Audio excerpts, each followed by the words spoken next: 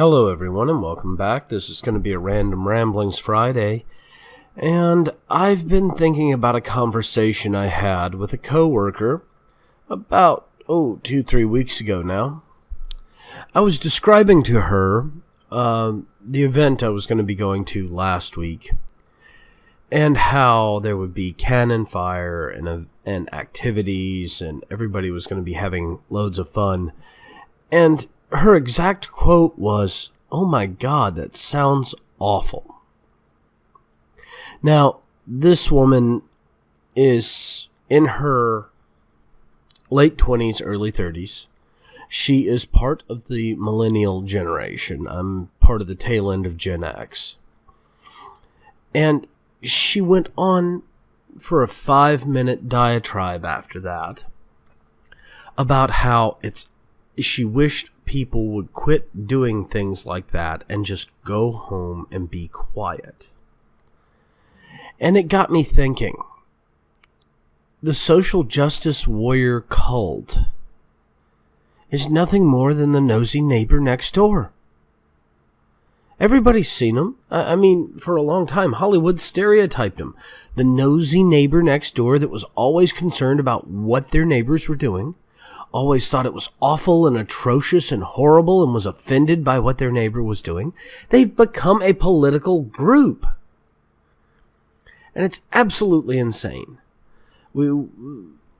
Why should you care what your neighbor is doing? If your neighbor is not doing anything that harms you, what difference does it actually make?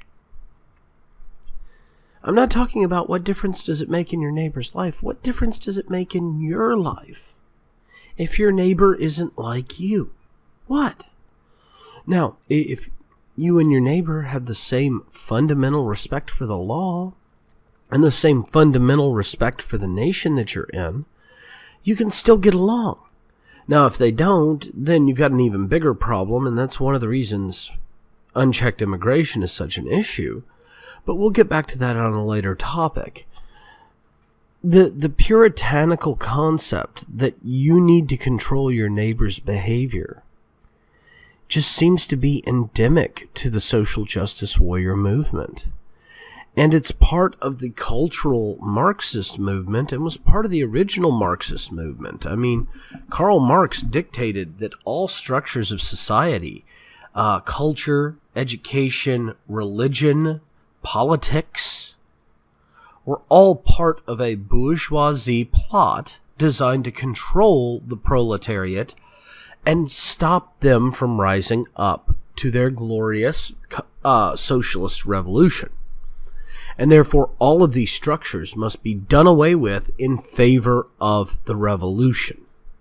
And they could not be replaced, because then the revolution would have failed. These people are trying to advocate it in day-to-day life through cultural shaming. They don't want you to have fun. They don't want you to be an individual. Yeah, okay, you want to dye your hair funny colors, they accept that. They think that's perfectly fine. But don't be having loud party fun times that they don't agree with. No, that's bad, that's wrong, that's evil. Why are we even letting these nosy neighbors have any say? We all need to get together and just tell them to stop. Tell them to take care of their own business. Tell them that their business is their business, our business is our business, and it needs to be kept separate. Because that's what this country was originally founded on. One of our greatest founders, Thomas Jefferson, specifically stated this in an argument in one of his letters. He stated it, and I'm quoting him now, "It matters not if my neighbor owns 1 slave or 100 slaves. It neither picks my pocket nor breaks my leg."